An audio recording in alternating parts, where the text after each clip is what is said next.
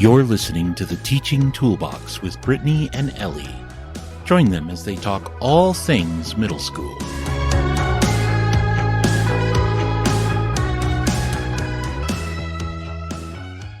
Hey, Ellie, do you remember those chores from your childhood?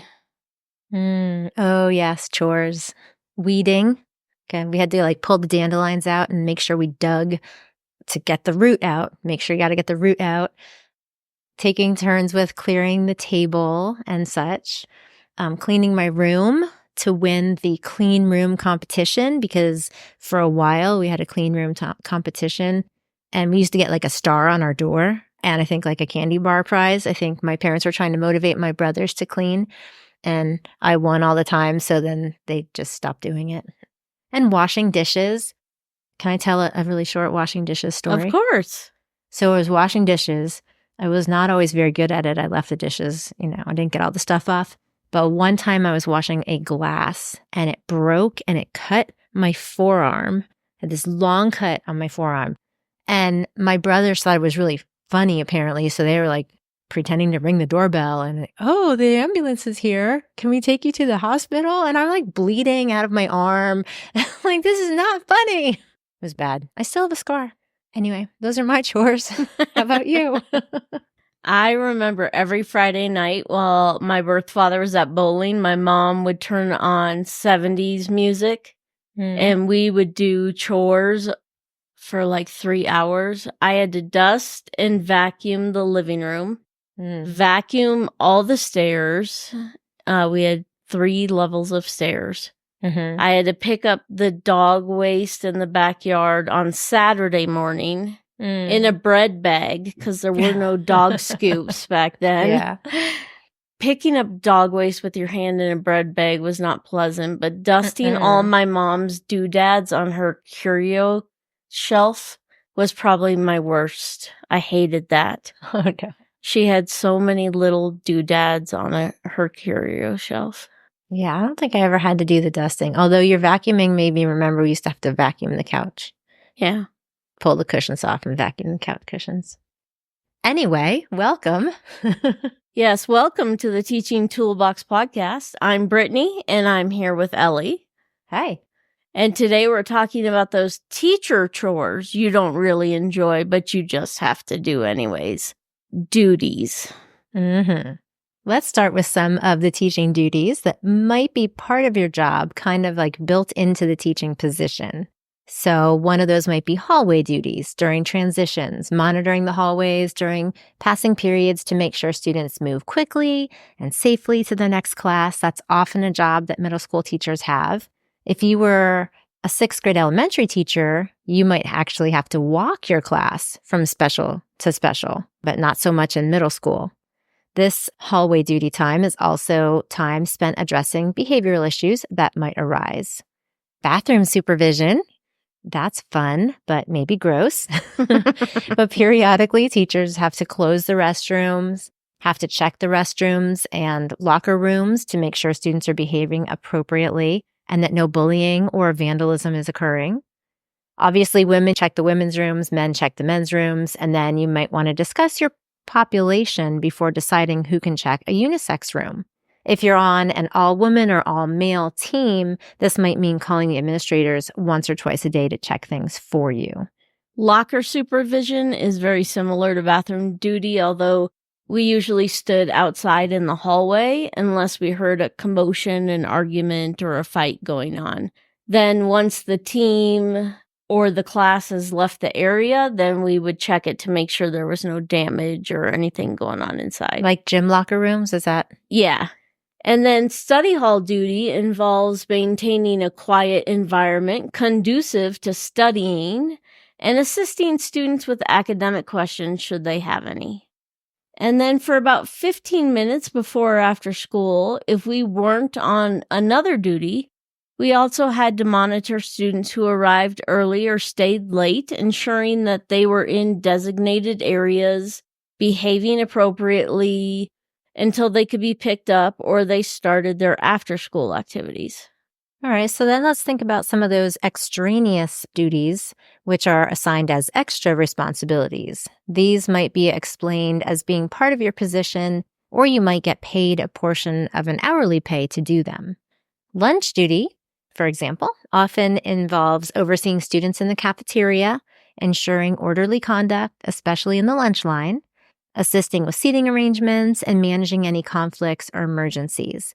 It can also mean helping open juice boxes and lunch items, helping kids count money, stopping food fights or fist fights, and more. Once kids go outside, this duty usually also involves cleaning up food and wrappings, wiping down tables, mopping floors, that kind of thing. Did you have a lot of lunch duty, Brittany? I never did lunch duty. Our lunch duty was only go down maybe for the last 5 or 10 minutes, sometimes, not even all the time. So we got lucky there. Recess duty may not be at your school, depending on the age of your students, except for maybe an after lunch recess or hangout time. For this duty, you'll monitor students at all times, making sure that the play is safe and fair, follows the rules, and includes everyone. You might have to intervene in the case of disputes or handle accidents and injuries, as well as blood from falls, trips, raucous games, and fights. Not sounding fun to me. I loved recess duty. I usually played with the kids. I played football with the boys. I just don't like the falls, the blood. I don't want the blood. Yeah, I didn't like that part either. Bus duty is usually before or after school supervision, and it involves watching kids load or unload from the buses, making sure it's done safely. The bus duty attendants also ensure there are no behavior issues about seats or space. They check in with the bus drivers about missing riders as well. Pickup duty, patio duty, or whatever your school may call it, is a little different from before or after school duty, and this duty might be to supervise the pickup line for students who don't go on the bus but are waiting for a ride. Maybe kids who walk or kids who ride bikes to school, and kids who are just kind of hanging out after school because they're kind of like latchkey kids and they don't have anywhere to go. Or they might just be waiting for a club or a sport to begin. This duty might have several stations at various exits around your school, with the front of the building and the bike racks being the busiest. Again, you're just monitoring students for appropriate behavior, intervening during arguments, and staving off any fights. We've got 2 more duties to go, and usually these are both paid duties that you sign up for. The first is after-school detention. This duty is usually in a designated room in the school and is with the kids who have gotten in trouble numerous times. So usually you're working with rougher kids, but on the positive side, they know they have to be quiet and maintain order if they don't want to do this again and again. And sometimes it is on Saturdays. Well, lastly, there are clubs. Clubs aren't really a duty, but they can be seen as one because starting a club might be a condition of employment. We have an earlier episode on various clubs you can host and the benefit of clubs, should you want to listen to it. It's episode 18, and we'll link to it in the show notes. Students might come to you asking you to sponsor a club for them, but we recommend that you only sponsor or lead clubs you're passionate about. If you sponsor a singing club and you love music, it might make you want to tear your ears out listening to a random assortment of kids belt out common pop songs. Think karaoke on your screen once a week. Some duties are better than others because they aren't highly strenuous or stressful or are over quicker than the 15, 20, or 30-minute allotment. When I had backdoor or bike rack duties, I could do some easy grading or some digital grading using my phone. And once the mass exodus had happened, I could get some work done while I stood there for another 10 or 15 minutes. Great idea. Another example is when you have hallway duty at the end of the day. The halls usually clear in about 8 to 10 minutes, giving you time to go back to your room and get work done, clean up, prep for tomorrow, pack to leave, or do whatever you may need to do. Brittany, which duties would you try to grab if you had the choice?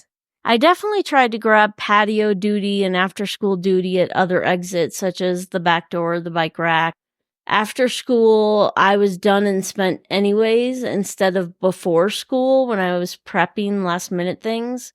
So I always tried to grab after school duties, which were easier for me.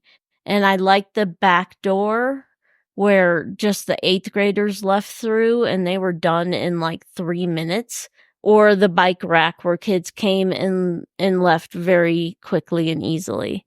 I had very few issues at those 2 spots. What about you, Ellie?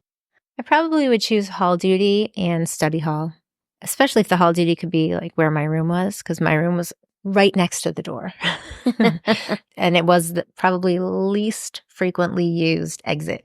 So you'd have some kids go out that way, and then that would be the end. And it was nice because you could be right there at the room and maybe like doing bulletin board stuff outside or taking care of some cleanup stuff outside the room when kids are going by. Yeah, grabbing all the pencils off the floor. Sometimes I do study hall or clubs because I just find clubs valuable to kids and helping them figure out who they are. But yeah. And I like helping during study hall time, sometimes to get some more one-on-one time with kids. Yeah, building relationships. Mm-hmm. So if we end up with some of the least favorite duties, like lunch duty or bus duty, how can we make the best of it? The first thing we can do is establish clear expectations and rules.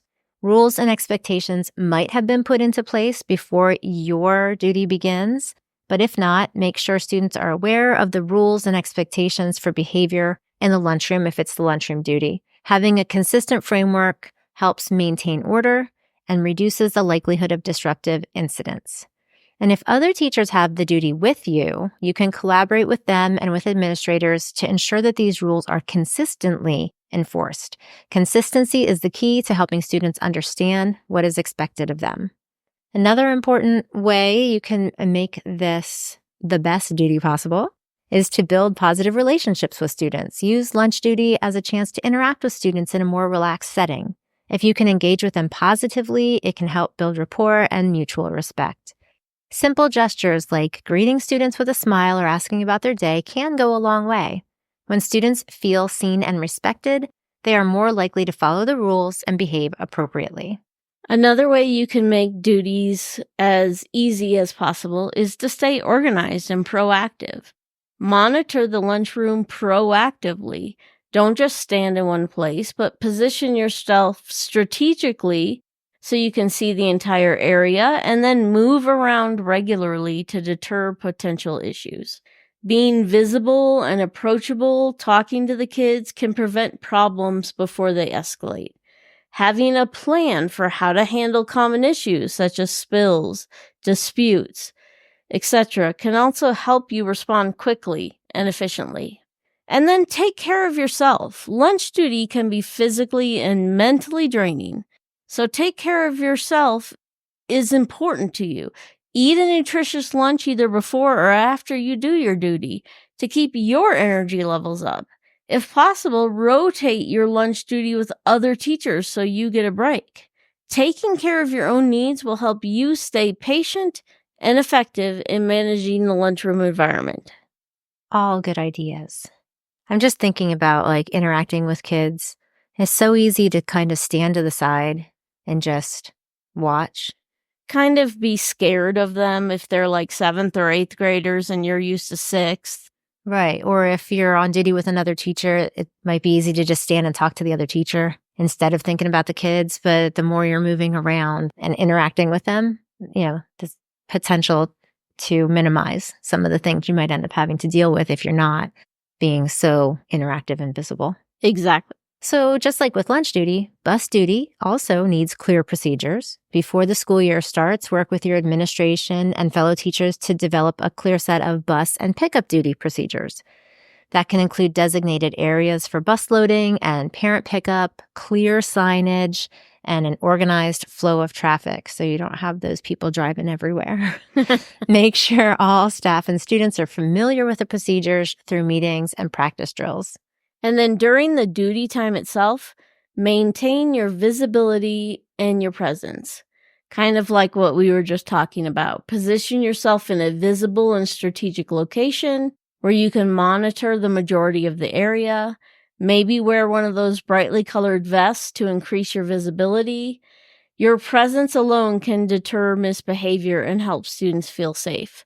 Always greet students and parents with a friendly demeanor to foster a positive environment. Maybe keep a whistle on hand in case you need to get someone's attention quickly. If there's going to be an accident or a kid's going to be hit, blow a whistle. My voice is not loud enough. They would not hear me. And then I always felt it was helpful to just open the doors for kids and close them and stuff and just help keep the line moving. And if it's possible, use a team approach. Collaborate with other teachers and staff members to make sure there is comprehensive coverage of the area. Assign specific roles and zones to each person on duty to avoid confusion and overlap. Like, again, there could be that tendency to just want to stand with the other person, chit chat, whatever, and then you're not in separate places, making sure that things are running as smoothly as possible. Communication is key, so use walkie-talkies or other communication devices to stay in touch and address any issues promptly. It's also a good idea to have some type of checklist or bus roster to account for all students boarding the buses or being picked up and ensure that nobody is left behind. If you're on pickup duty, implement some kind of check-in system. Make sure you have a procedure for how and where parents or guardians show identification or a pickup pass. This ensures students are picked up by an authorized individual. One last tip for these type of duties is to stay calm and patient. Bus and pickup duties can be very hectic, especially during the first few weeks of school. It's important to remain calm and patient, even when things get chaotic. Model respectful behavior. Encourage students to do the same. If problems arise, address them calmly. Seek help from other staff members if necessary. Parents don't want to see teachers screaming across the parking lot or whatever. So in addition to these duties, there are so many other responsibilities that teachers have outside of the classroom. Let's just look at a few tips for how to best manage those responsibilities. Number 1, prioritize and plan. Effective time management is crucial. Create a weekly schedule that incorporates time for grading, administrative tasks, and parent communication. You can prioritize tasks based on deadlines and importance, ensuring these duties are completed first. And these things can be like parent communication, sending emails, grading your papers, all of those other things that don't take part during your regular school day. Use a planner or digital calendar to help keep track of assignments and meetings. Number 2, delegate and collaborate. Don't hesitate to delegate tasks where appropriate. Collaborate with colleagues to share responsibilities such as organizing school events, managing extracurricular activities, keeping that workroom clean. This not only lightens the load, but also fosters a supportive community among the staff. Third, you need to set boundaries. It's essential to establish some clear boundaries between work time and personal time. I probably am not the person to speak about that, but it's a good idea. Ditto. Designate specific hours for non-instructional duties and stick to them. Try to avoid taking work home whenever possible to ensure that you have time to relax and recharge and be ready for the next day. Number 4, leverage your technology. Try to use your technology to streamline your tasks. Tools like grading software, communication apps, organizational platforms can significantly reduce your time spent on administrative duties. Using an automated grading system or scheduling tools can manage your workload more efficiently. Using AI to help you grade can also be effective. And last, seek support. Don't be afraid to ask for help. Seek advice from experienced colleagues or administrators who can offer strategies for managing non-instructional duties. And if you're a very experienced teacher, don't be hesitant to ask somebody that's newer to the profession for strategies and managing things. They may have some new tips and tricks or something that you hadn't thought of before. And if you feel it would be helpful, participate in professional development opportunities that provide training in time management and organizational skills. Duties are a great way to build relationships with students, chat with them about their day, shoot hoops with them, admire their backpack, whatever you feel comfortable doing. Getting to know the students, asking about how their sister's doing, what their older brother's up to now, how science is going this year, etc., all help build rapport and relationships with kids. We hope you have some tools in your toolbox to help you pick out duties next time you get a chance, or make the best of them while you're in them. Please leave us a review if you enjoyed this episode. We would really appreciate it. Until next time. See you later. You just listened to the Teaching Toolbox. Follow them on your favorite platform for more episodes and share it with a friend.